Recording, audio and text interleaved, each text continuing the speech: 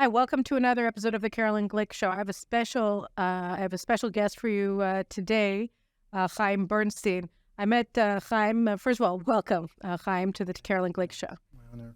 So I met Haim last Thursday night. We were on a show together on Israel's Channel 14, and it said in the lineup of the show that there was a bereaved father whose son was the commander of the Nahal Brigade's reconnaissance unit. And I saw this man in front of me, sitting next to me, actually, who looked like he was wearing a uniform, and he looked like he was in his 30s. And so I assumed it wasn't him. And I said, I saw the name Haim Bernstein on the lineup, and I said, "What's your name?" And he said, "Haim." And I said, "Really? You have a son who was the commander of the Nahal Reconnaissance Brigade?" And the answer is yes. And I was really just blown away by his story, and discovered that he spoke English, and immediately pounced upon him and asked him if he would come on the podcast. And so lo and behold, he was nice enough to say yes. And here he is to share his story, which is huge, with us today. So first of all, again, welcome to the show. So your son, Yohonatan Zur, who Hebraized the name Bernstein, he was 33 years old, and on October 7th. And what happened to him that day? What happened? Well, that day was Simchat Torah in Shabbat, because he didn't have any indication in advance that something might happen. He was home, and very early in the morning got a phone call from one of his officers. Before 6:30 when the invasion started, or after? The minute it started. Okay. Because they saw something is happening, some catastrophic happening is developing. So he right away took his car and went to the south. It took what it took. And he lives in Kedumim, that's in Shomron, Samaria. So it's far away. It's far away, but he drove very quickly. I assume, I know. On the way, he had few conversations on the phone with his commander, Yonathan Steinberg. Who was also killed. The commander of the Nahal Infantry Brigade. Yeah. And even had a long conversation with the commander of the Karakal unit. Karakal. She needed his advice what to do with her soldiers in this catastrophe that is developing. So he had a long conversation with her. She thanked us afterwards. She said he saved their lives with his advice. Does the Karakal was at the Sufa base? Is that... I don't know where the Karakal sat. The Sayeret. The Recon Unit. Yeah, like American Green Berets. They were in Kerem Shalom area. Uh-huh. It's the southest. The southernmost point. Of Gaza. Right. And when he entered to the area, after he passed Ofakim and Kibbutz Olim, he met a squad of terrorists. Didn't even stop. He ran over a few of them, bumped into a motorcycle with two of them too. And the last thing he could do, that was the end of his abilities, to smash himself with the car as strong as he could into the vehicle with a heavy machine gun on it, the truck, and to ruin it. But that's where his life came to end to. His car and him himself were all full of holes. So when he crashed the vehicle into the pickup truck with the roof-mounted machine gun, he had already been shot. Yeah, that's the last act that he did. I guess he knew in that second that that's his last act. And tell me a little bit about his life. Well, of course, I'm his father, so every father thinks his child is the most special child in the world. Your child was pretty special. But my child was he really was special. He was gifted. It's a child that was born and raised on the mountains of Shomron, Samaria, near Shechem. You know, Shechem. Yeah, I learned those days in yeshiva in Kever Yosef, Tomb of Joseph. In the tomb of Joseph, in the... Yeah. And we lived in Yitzhar. He was a very curious child and very talented. Everything he touched just succeeded. To be an expert to be a blacksmith with iron, real iron, and wood, and agriculture, and animals, and motorcycles, and physics, and technology, and computers, and to take the goats out and bring them back in and milk them. And he had special charm of making friends. He was really handsome too. He was handsome too. Yeah, he was handsome too. But well, you know, he made me a father. He was. You know, I met a friend of his that came to the funeral. A friend from the beginning of the army. That means 15 years ago. And my son, when he started the army, he in the first few years, he was in a special forces. And which one? It was Sheldag? Sheldag, yeah. And his friend told me, you know, Yonathan was the youngest of us all. We celebrated his 18th birthday while we were in the army. But though he was the youngest of us all, he was the best commander I ever had in the army. He was really gifted. What was it about his command that made him distinct? He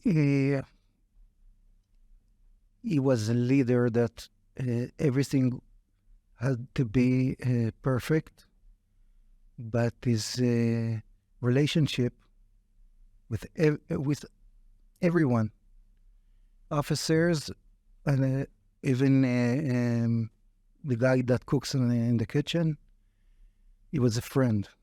And if a soldier didn't have a washing machine at home, he had few new immigrants from Ethiopia.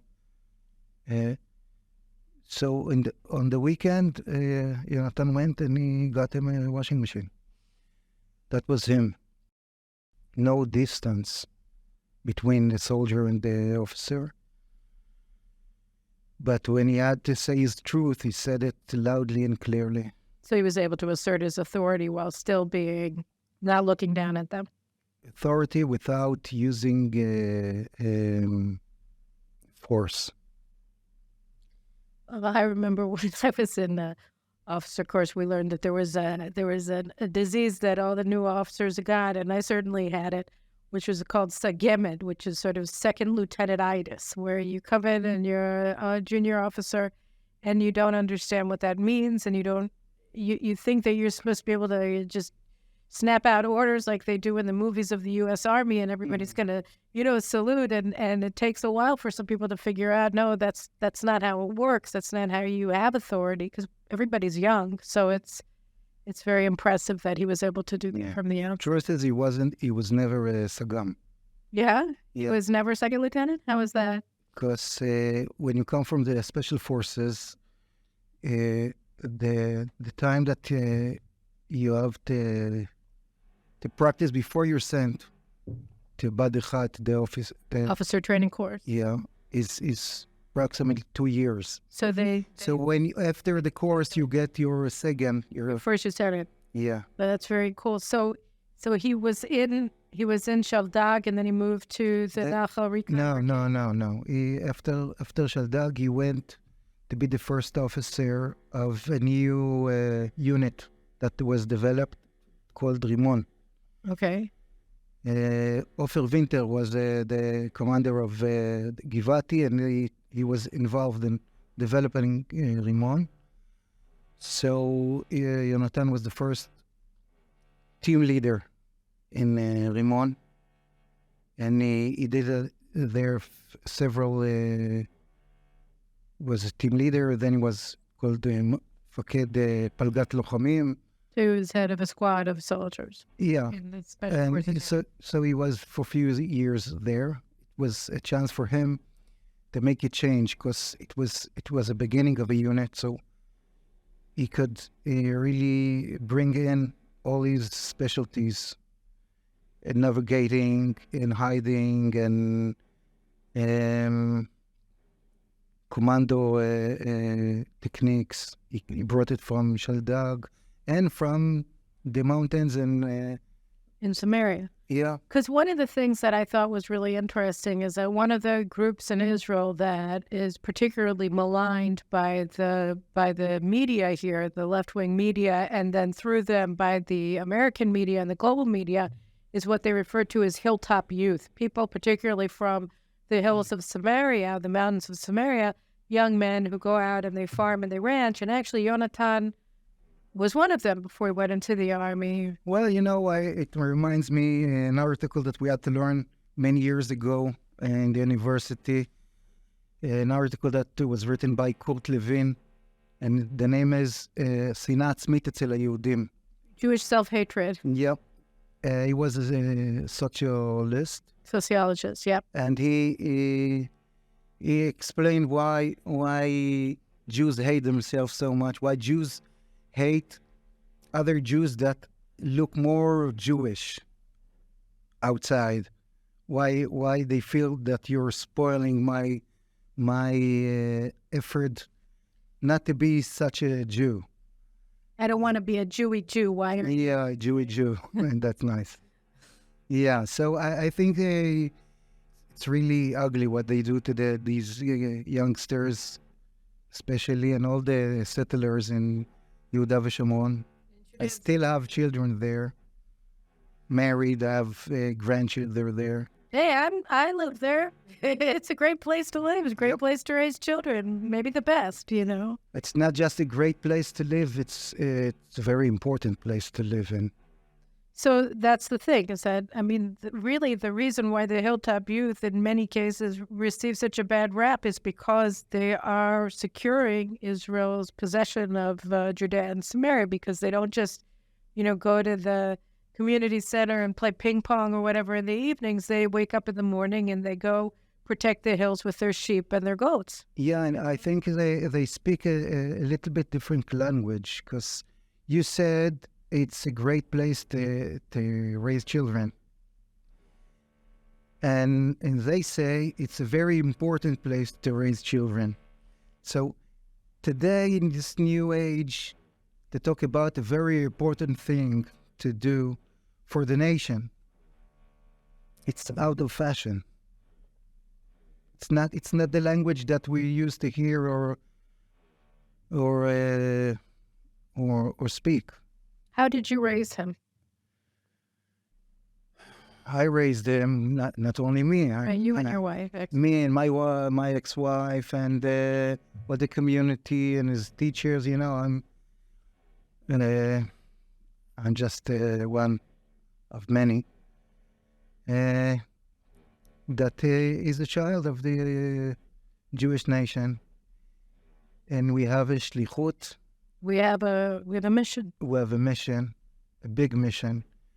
Then the connection between us and this country is not because it grows excellent fruit and vegetables, although it do grow excellent fruit and vegetables, It's because this special nation and this special land, this special holy land, are connected together to our special mission for all Jews, for all mankind, for all the world. We're Jews, we have a mission. We didn't come here just to play or just to have fun. And it's important for us to do it. And sometimes we pay prices. Sometimes it's economical prices, you know. You're from the States. My parents are from the States. It's easier there, I'm sure. I was born and raised here, but I'm sure it's easier there. I never had a tiny thought to use my American passport to go back there. I didn't arrange passports to my children. And now my parents that were born and raised in the States, they always taught us that Jews have to be here no matter the cost. So we raise our beautiful child that way. It's not the only thing, you know. A guitar has 6 meitarim. Yeah, 6 strings. Yeah, so the love to people, love to your people, but love for all people. They be connected to the nature and, you know, many strings. But one of the strings, very basic one, is me as a part of the nation. And sometimes it costs. Sometimes it costs money, time. It makes your options smaller. Sometimes it even costs your life. As we know now, the war is going on, and our beautiful children, all these beautiful guys, get killed. A lot of them. A lot of them. So what is the mission? You know, we were raised on the Jewish mission to be a Mamlechet Kohanim v'Goy Kadosh. That means A holy nation, a nation of priests, and a holy nation. Yeah, that means you can be an individual that lives a holy life from every nation, in every country. But to be a nation that lives as a nation, with its army, with its economy, with its wealth and education, that takes the earth and the sky and make them connected, make Ruchni and Gashmi together. And are able to bring the spiritual and the material together. Yeah, that's we are Shlichei Tzibur to do that for all mankind, so they can follow.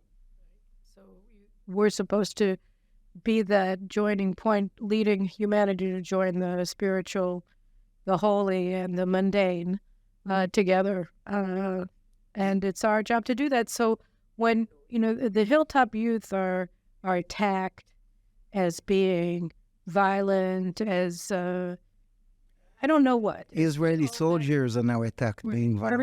Everybody who defends the Jews are attacked and criminalized. And so how did Yonathan see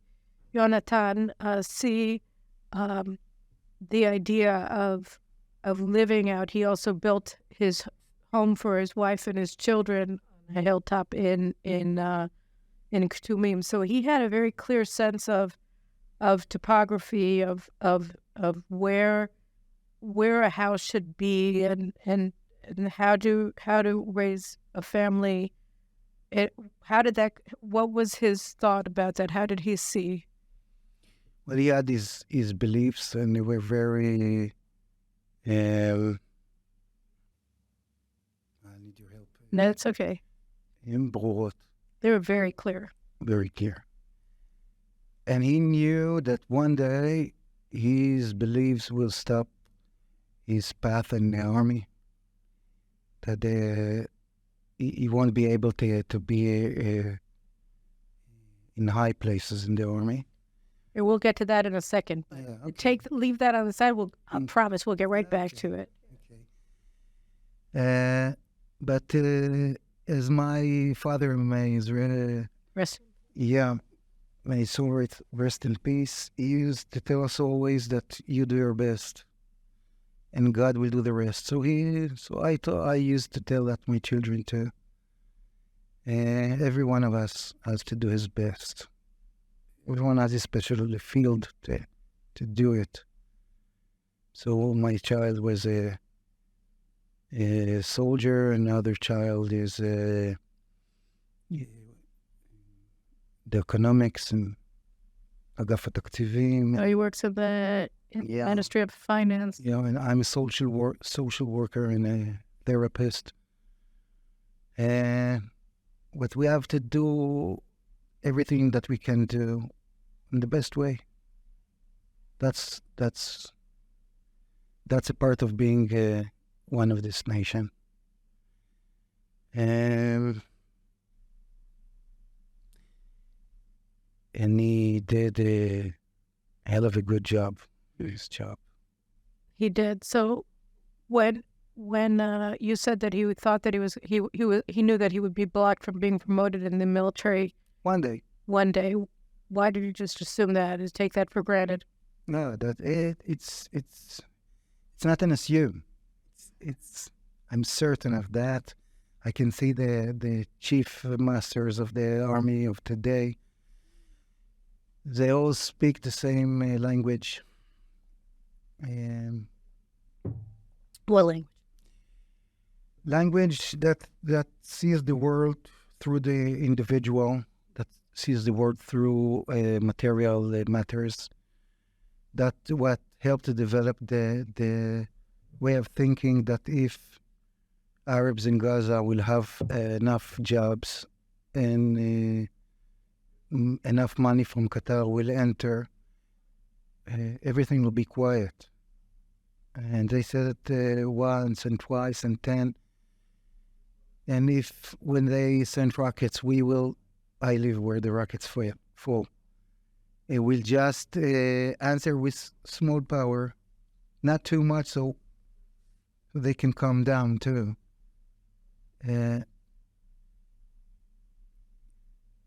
My son couldn't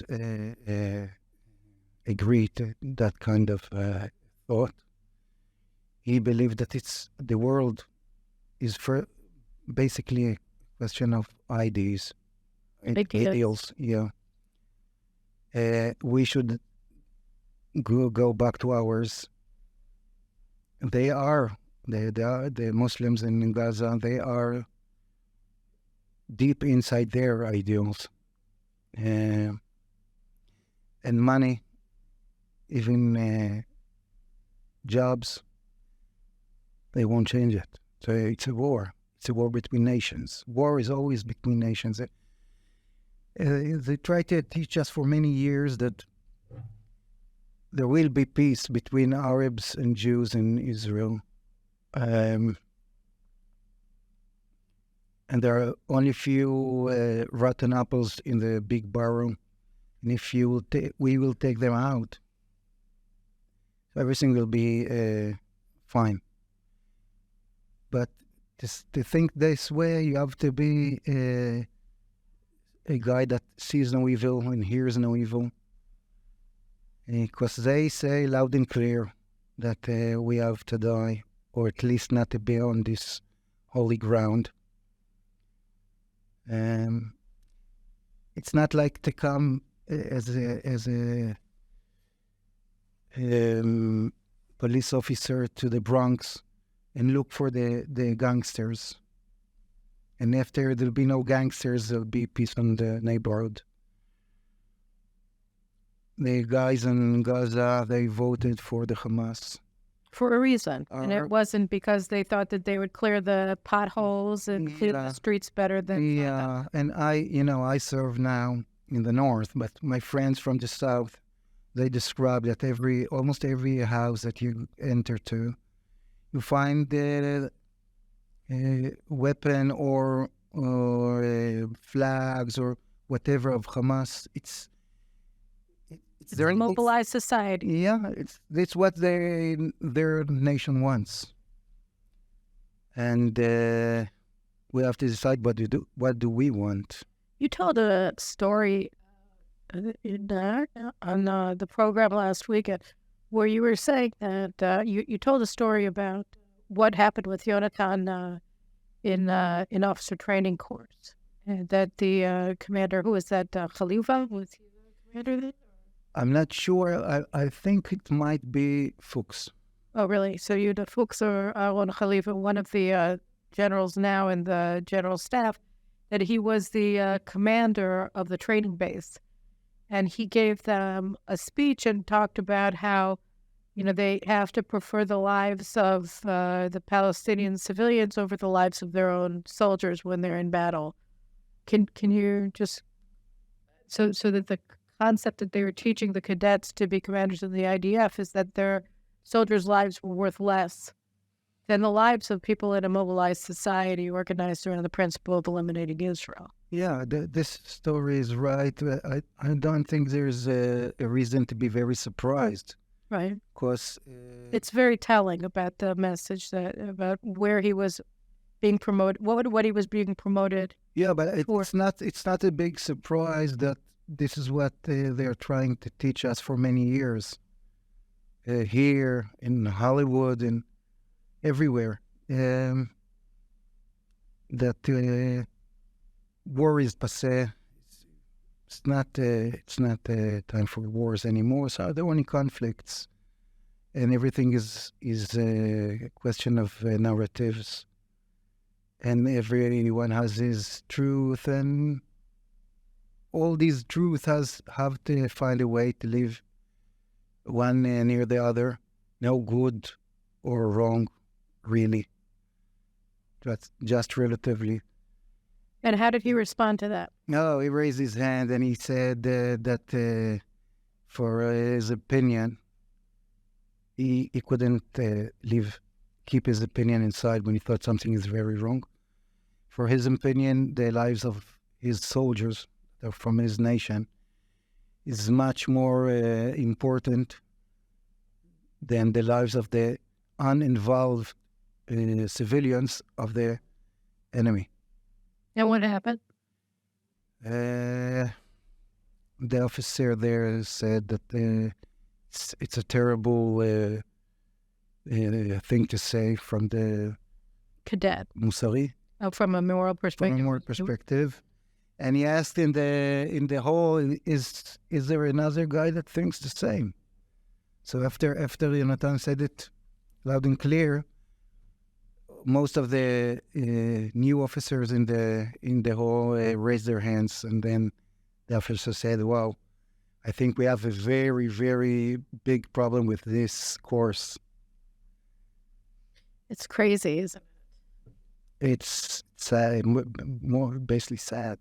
Do you see that happening in this? Do you see all of this? The difference between the lower grade officers and the general staff in this war? No doubt, no doubt. Even the declaring that we want to go on serving until winning.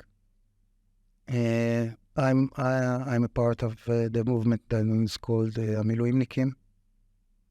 Of the reservists, yeah. We had, and we also had Gilad Ach here, so you're with him also. Yeah, and from the other side, that you guys are demanding victory. By the way, I'm reading about you in my column right now, so there you go. Victory, yeah, it's a word that Tzahal didn't use for many years. Victory. Tzahal is the IDF. Yeah. Sorry. That's okay. Victory means that the other side raises his hands up and say, "Please stop." Just like that was in Berlin in the 40s, or in Japan, the Second World War. That they surrender. Yeah, and now it's out of fashion to win. When we won on the 67 war, I remember there was I wasn't born yet, but I remember as a child there was a book of Ephraim Kishon that his name is Slicha Shenitzachnu. Sorry, I apologize for winning. Yeah, that's us. And it's time, if we want really to show the world a new language, we have to show how we use our both hands, like in Tai Chi movements. The left hand is the small ducha. We mark the lines. We say up to here and not more. We draw law and borders. And the right hand is Yamin Mekarevet. Bringing them closer. Bringing people closer and hugging them, loving them. If you work only with one hand, such kind of a John Lennon style, it's like trying to fly with one wing. It can make horrible things. And that's where we've been. That's where we are. Yeah, I think even I'm a family therapist. Even raising a child, if you're trying to use only one wing, only hugging and kissing without any order or schedule, you will develop a child that has a lot of issues. You need to use your both hands. The strong hand is the hand that hugs and taking everyone closer to you and showing your love and care. But you have to use your left hand too. You know, it's interesting. I mean, I think that the gap between Israel's sort of rulers, our ruling class, is particularly our general staff. It's very clear today, but others as well, the media. And many ex-generals too. Many ex-generals. Yeah. All the retired ones. It's amazing how they all agree on everything. It's amazing. What does that tell us about the nature of our army? That our generals are all in agreement about all the important issues. Yeah, even of issues that not the military. You could see half a year ago, and all the Afghanot. All the demonstrations against the government. There were hundreds of signatures of former security chiefs. And saying the same lines as if they were reading it from the same paper. Maybe they were. But, you know, when you look at this, you know, here you are, you're 53 years old, you're wearing uniform of a reservist. You're supposed to be out of there already. You're supposed to be done with this racket by around 42. Where are you serving now? In the north, the Mount of Hermon, Mount of Dov, Bear Mountain. It's the border with Lebanon. That's Hezbollah. That you guys have been coming under a lot of fire there because of course, all the time. We're under fire, and I'm afraid to say, but the way they show it on TV, that we are smashing them back, it's not what we soldiers see there. What do you say?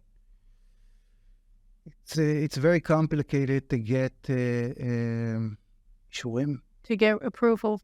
To shoot, to use the cannons, and it's not a war. It's a one-side war. They're attacking us. They're attacking. We're surviving. We're holding the line. Maybe we're buying time. I don't know, but we're not fighting.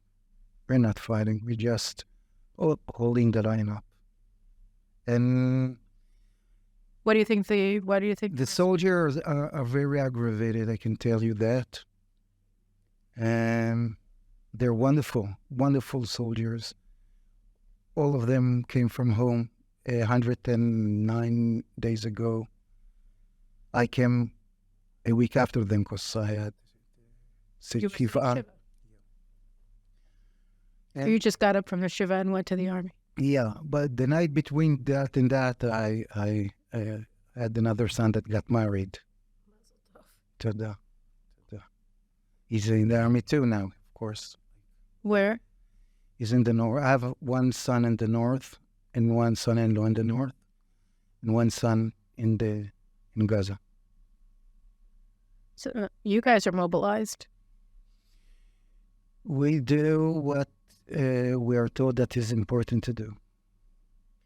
And when you look at the situation here, I remember I had a monologue on this show. I think, I don't know, maybe the first one I did after October 7th, and I had seen an American Jewish dad was talking about the way that the Jews, his children on college campuses in the United States, were being attacked. And so somebody responded to his post saying, well, maybe it's time to make Aliyah. And he said, making Aliyah, the Israelis can't even protect their own kids. I mean, how are they going to protect mine? And it was, and I spent most of the monologue discussing that. But when you look at it, you got a son-in-law and two sons and yourself all mobilized, fighting or waiting to fight in the case of Mount Dov and the Hermon and the North in general. Your family made Aliyah from the United States in the 30s, and they left America. But what do you say to Jews in the diaspora that are under attack a way that most of them have never experienced before? But they look at Israel and they think, well, what am I supposed to do? And they're feeling more and more closed in, and some of them are feeling hopeless. I think that they're not quite sure what their options are moving forward. You're looking at this from your perspective, which is not a perspective. It's a perspective of paying great prices. What do you tell them?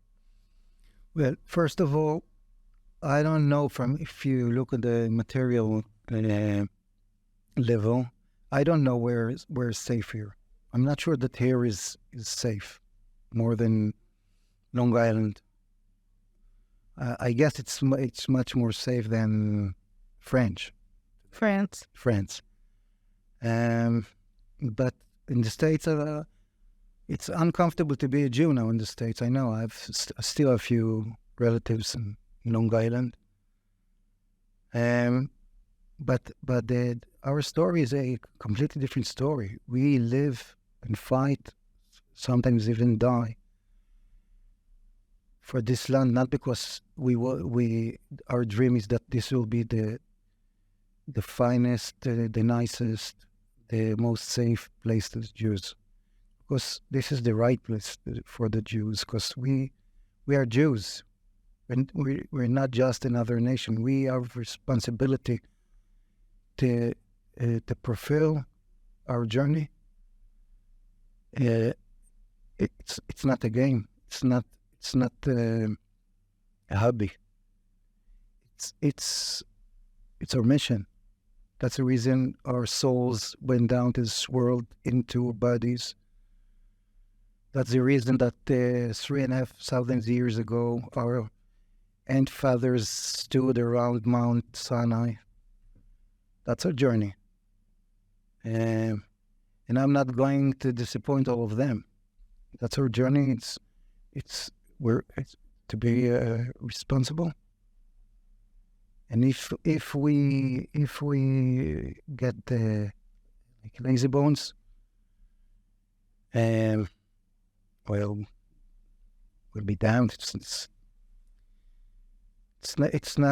not for us to get lazy.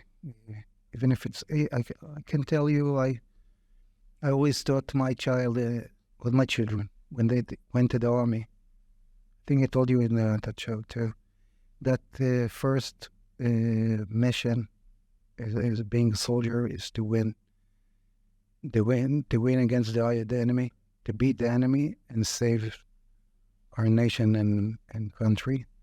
Second mission is to come home safely. Both missions are very important, but there mustn't be a mistake. First mission is to win and keep our nation, keep our land, keep our country safe.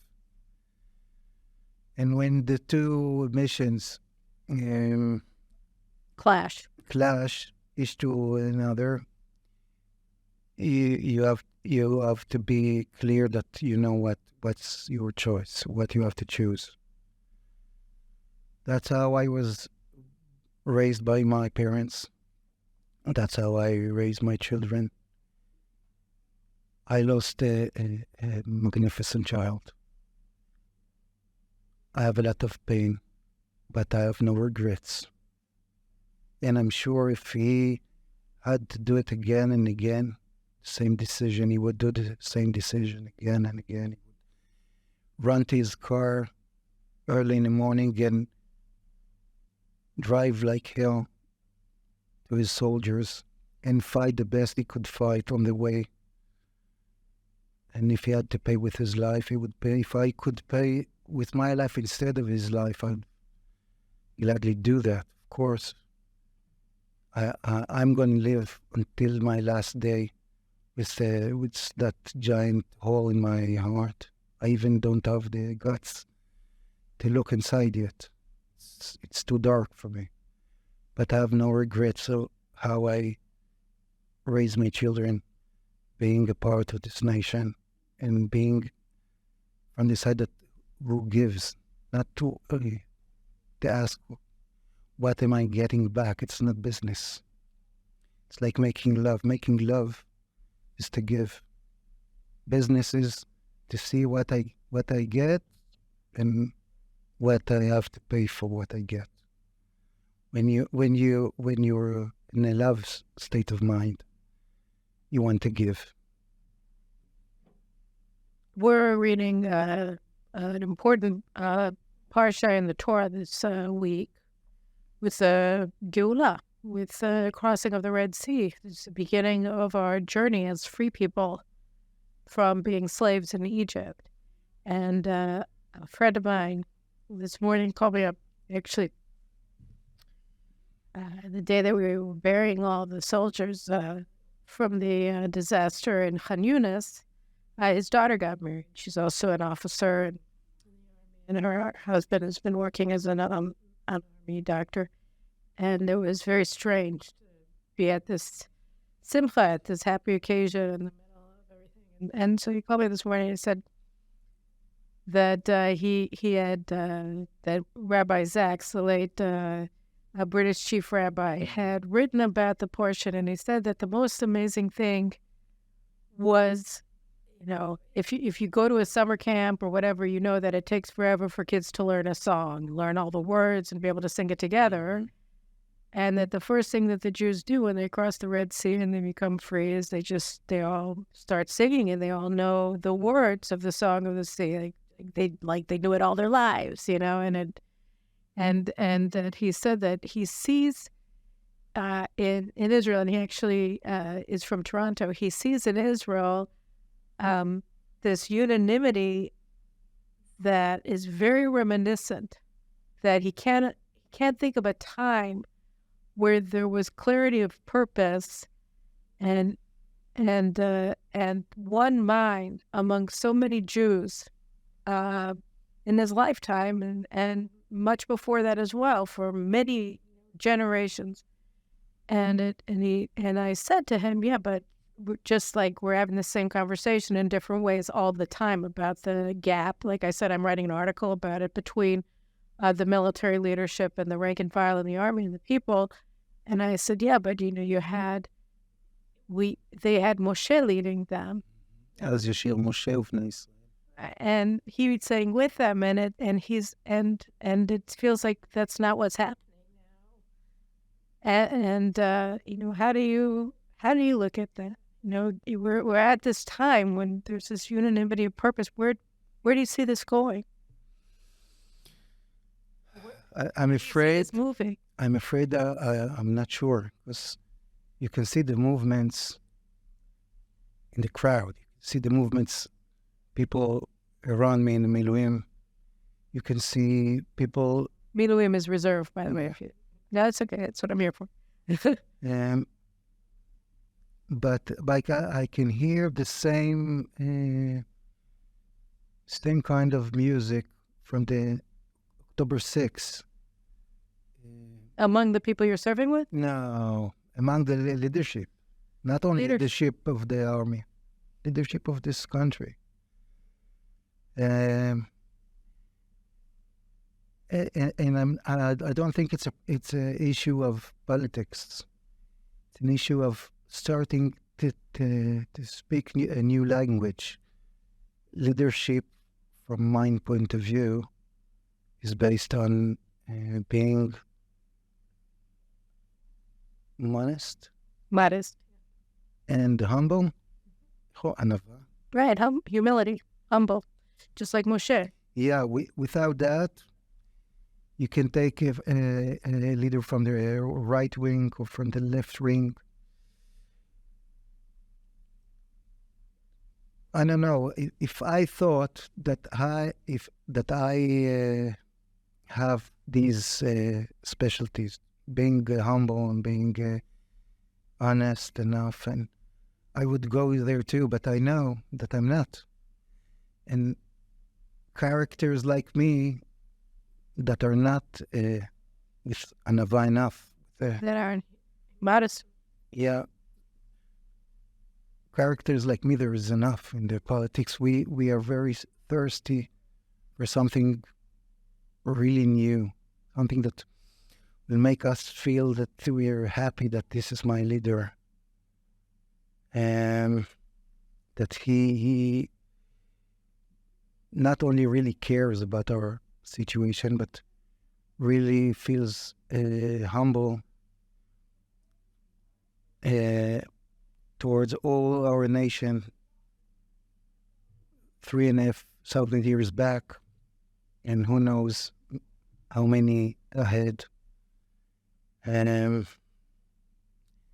I don't know. I feel that it's like tzirei lidah, birth. It's the birth pangs. Birth pains, and when in birth, I know I had 9 children. 9. There's blood and pain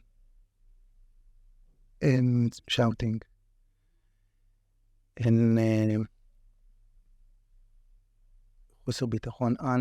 lack of confidence, unconfident, uncertainty. Yeah, and I hope it's a birth of something new. It wasn't easy until now. I don't think it will be an easy birth from here now. It started in Simchat Torah. Until that day, in the last almost a year, we're so divided, so much hatred. And so many little persons that spread poison between brothers for their small goals. I hope God will give us the sense and the strength to really push the last pushes of this birth to start something that will be really different, not more or better of the same, that was something that mishva mimala shniya. Second degree formula. Okay. I don't know what that is. I did. In math. Yeah, I know, in math. So somebody else has to explain it, but I don't know. I hope you're right. I think we are in a beginning of a new phase, and we'll just have to move forward. I saw an interview I actually quoted in my last show of Avida Bacha, who was one of the survivors of Be'eri. And he was in a secure room with his wife and his 2 children. One boy is 15 and his daughter is 13. And his wife and his son were killed, and he lost a leg, and so he was on TV, and he was giving his story, and he said that when we're looking forward, we have to realize that this is all a very strategic game. And what is strategy? How do you make strategy? You look to the future and you ask it. You imagine the future you want, and you ask what you have to do to get there. And and I think that your understanding of the mission of the Jewish people and our ability to survive and our role here in this country and through this country in the world. I think it's central to that question of what the future is telling us that we have to do today. And having people with a vision of the understanding of the eternal nature of Jewish existence and trying to look to the future and see where it is. Because one of the things that was so amazing about Moshe was, Rabbi Sachs wrote in one of my favorite commentaries that he wrote, and he was just and that when Moses was speaking, he was speaking to us 3,300 years later. I mean, he was saying, teach your children these things. And it was all about teaching and parents and children and how you instill these values. So it was all very, it was timeless. It was for all time. You're right. We have leaders who want to buy time, who give them more money and will buy time. We'll do this and we'll buy time. Talking about mission is out of fashion too. Just like talking, fashions have changed. Just like talking about families is now on his way out from fashion. Even talking about a male and a female. So to talk about a nation, we'll have to reset ourselves to a new language that is a very ancient language. Do you feel like we're going there? I believe. The feeling is a feeling like everything is on a very, very thin layer. Well, like it's a shifvat kikad. כמו גשר צר מאוד מאוד, Rabbi Nachman said, all the world is like a very narrow bridge. So it's very narrow now. We're afraid that we'll slip down, that we won't get to the end of the bridge. But we have our emunah, our faith in God, and the faith of our Jewish journey, and our journey as human beings. It's not for nothing. It's for a very, very good and important goal. I agree with you. I think it was not by chance, hopefully, that we met last week and that you were able to come here and share your son's story, Yonathan Zur, with my audience. I really appreciate it, and you have a hard journey ahead of you too. But God's help will move it. Thanks. I just want to tell you, it's my honor to meet you and to talk with your audience. Brothers, even if one lives here, one lives abroad, we're all brothers, and I hope my words will get to someone. You never know. I'm sure they will, though. They certainly reached me, so I'm sure that they reached you guys too, right? So anyway, I really appreciate it, and your family should be blessed with peace and with many years of happiness and many children and grandchildren and Yonathan's children. How many? He has 3 children. They should grow in his spirit. Amen. Well, thank you very much. And guys, I'll see you again next week. So take care and Shabbat Shalom.